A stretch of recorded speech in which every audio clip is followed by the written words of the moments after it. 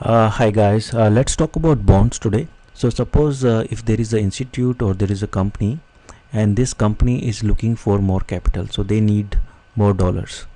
So there are two options for them. Either they can go to someone and ask for loan, right? And in other case, they can just issue the bond. In this case, the other people, individual or the banks can come and give the loan to the institute. So this can be bank or this could be individual or any kind of other institutes. So they will go and give the loan to the institute, and how that will happen is they will issue a bond.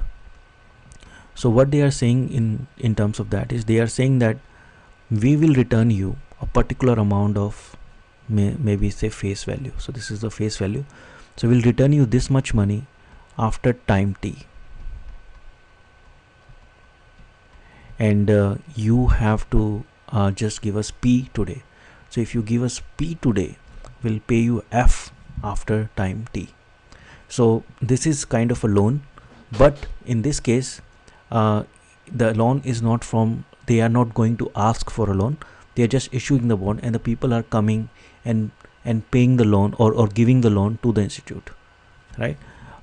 So how will you value the current price? So suppose if the institute is paying you $100 after 1 year, so and the interest rate is 10% and you have 1 year timeline, so in this case the value should be around $91, right? So if you pay $91 right now, you will get $100 after 1 year. So that's a bond which is giving you 10% return. Same way, you can have another bond in which the bond is $100 right now, and instead of paying like different amount, it's paying again $100 at the end.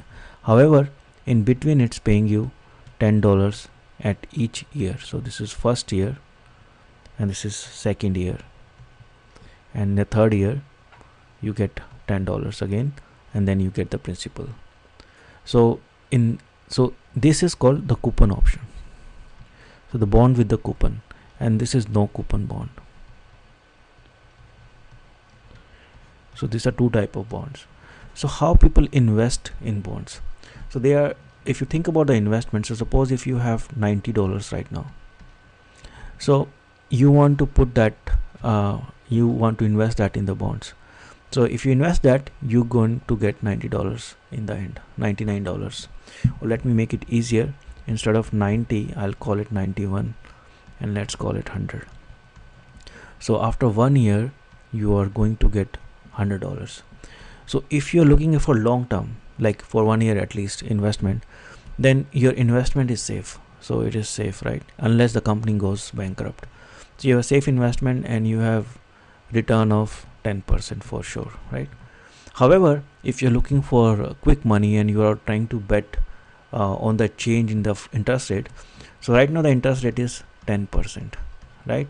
So you invested your $91. Now there is a change in the interest rate, and the interest rate changes to 2%.